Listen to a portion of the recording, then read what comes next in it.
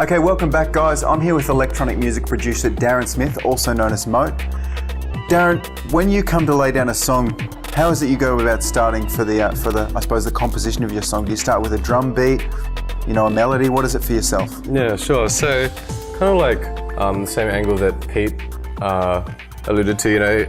Sometimes it'll be different. For instance, sometimes a track will be exploring certain new ideas that I've come up with, and so it'll almost be like an exposition of that kind of concept, developing an idea, and sometimes a track will come of it. Sometimes it's just kind of there'll be something noodling around in my head, and it'll be a song, and I'll think I'll have a melody down, I'll think I'll have a particular idea for a track. And then I'll start, and of course it'll be nothing like the song that I heard in my head. Yeah. But it's that impulse that gets me going. But I guess ultimately, when I was writing, it depends what genre you're writing. For instance, when I was writing psychedelic trance, most of the time it would just be like a kick and a 16th note bass line, and that's just because that's where most of the music is based around. With Mote, it tends to be kind of start with a beat.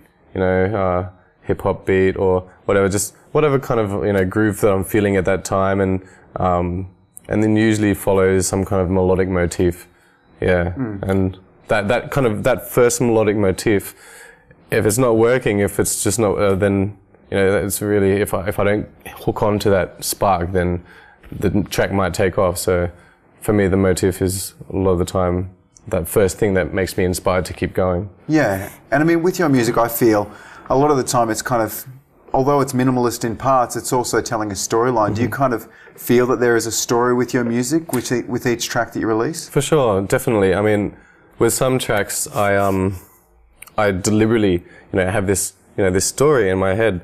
There's this one track in my old catalogue, Schnick Schnick, in my Reality Pixie project, and the extended title is Schnick Schnick Goes for a Tea Party in the Rainforest, and you referenced one of my other tracks, goes in and meets aliens and has a party and interacts with them, and so there are sometimes definitely ideas, kind of evocative images that I have of what my music should kind of allude to, and then sometimes it just develops, as part of the storytelling itself, as part of the I guess the narrative journey of composing the track. It evolves naturally. Yeah, and when it comes to those storylines, some artists think them out more thoroughly. For yourself, is it always a story, or does every song have a story, or some of it's just music for the, for the feel at the time? Yeah, I think at least in terms of my composition approach, it has to, each kind of segment has to hold. So if we compare it to writing, in the literature sense, there has to be full phrases, everything has to have a full stop, good punctuation. So in terms of music, a good intro is something that, sets it up, and, it has to develop and it has to progress both on, in the spectral realm, so in frequency, as well as, density, of the actual kind of, content.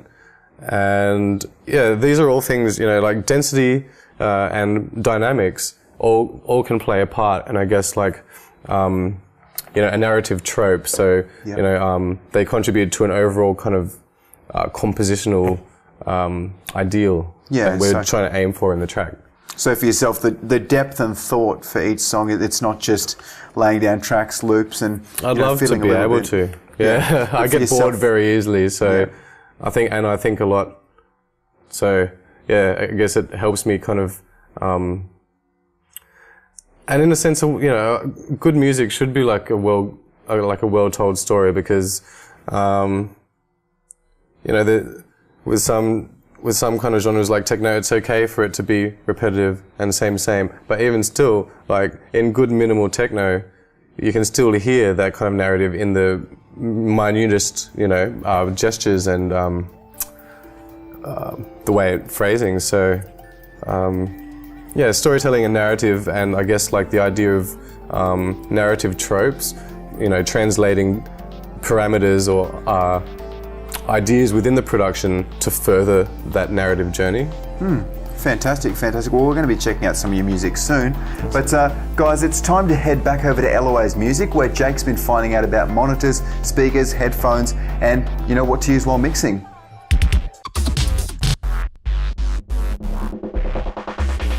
So over the week I've been recording a little bit of guitar and a little bit of vocals, though I've only been using my computer speakers. This week I'm back at LOA's Music and I want to know what is the best method to listen back to my mix. Dion, is that the best reference? Should I be using my computer speakers or is there a better solution?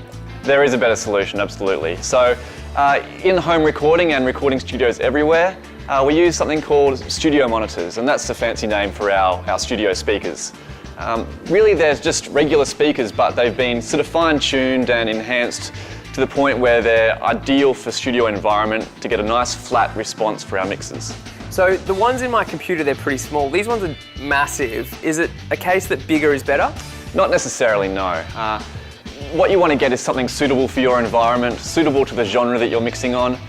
For instance, a larger speaker will give out bigger bass response for dance tracks, but it might overpower you if you're in a really small room. What features should I be looking for? Feature-wise, there are a few differences between the different sets. So one obvious thing is how they're ported, which is the way the air gets in and out of the speaker. A front-ported monitor is going to be better for an environment where your monitors are up against the wall. It avoids kind of a big bassy build-up behind the speaker. The other thing to check out is how they connect to your interface, and also whether there's any other controls to manipulate, say, the high frequencies or low frequencies if there's that sort of problem in your room. How should I set them up in my room? Kind of like we've got here. What we want to have is, a relationship between the speakers and our own head of equal distances. So an equilateral triangle, if you remember that from maths in high school. So the distance between the speakers should be equal to the distance between each speaker and our head. And we want to line up our speakers so that our ear is in the middle of the speaker between the tweeter and the woofer. Right, so all right, I've got that down. Now, I'm noticing this room's quite big, but my room's quite small. Does it matter about the room that I'm in? Does that play a factor at all? It does play a bit of a factor. It's more about how the room sounds. So if you've got a really echoey room, generally that's because there's lots of glass or bare walls that make the sound bounce around. So we want to try to avoid that if possible, which will affect our mixes in the long run. So easy ways of doing that is maybe hanging some drapes or some spare doonas over the walls. Just try to deaden that room a little bit. What about headphones though? Should I be mixing just in headphones or just with my monitors? Well, headphones do have a part to play in the whole process. Generally speaking, if you can listen with your monitors, that's fantastic. Headphones are a really cool tool though, because a lot of us listen to music on our headphones now. So it's a nice way of hearing how it would sound in headphones. It also allows us to hear things like panning a lot more clearly because the speakers are right on our ears. Headphones are mainly used in the studio though for when you're actually tracking and recording. That way, if you've got your microphone in the room with you, the microphone isn't picking up the sound from the speakers while you're recording. Now, do you have any tips for me if I'm listening back to my mix? Say I've just finished a track that I'm really happy with, should I be settled with what's coming out of my monitors? Yeah, well, ideally, as I said, these monitors are going to give us a nice reference that translates across different systems. So the best thing to do is play your mix in the car, play it on your home stereo, play it at a friend's place. Try to hear if there's anything that jumps out as being really odd, and that's something you can fix up next time you remix it. Thank you so much for running me through all there is to know about monitors, Dion. Now it's time to get a set of monitors, head back to the studio and fix up our mix.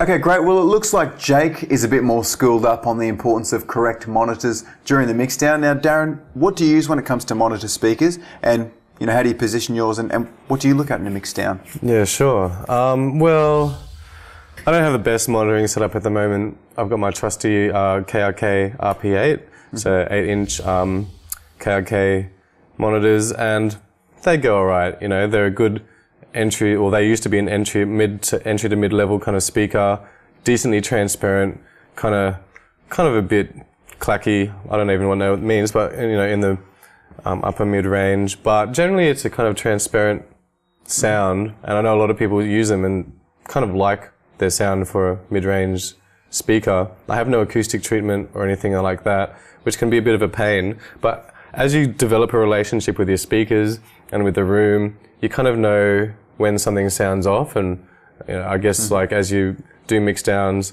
you kind of learn when you are overcompensating for bass, and that's when it's good to take the mix out of the room and bounce it down and take it to other places, other speakers, and see really where your ears are at, and where your speakers are at, and how your room is compared to other people's rooms and stuff like that. So you find that once you've learnt the speakers that you're using and, your ears have adjusted to it and how they work for the room, you get a better understanding for the songs you're producing and mixing. Yeah, definitely. I think that's the most important thing.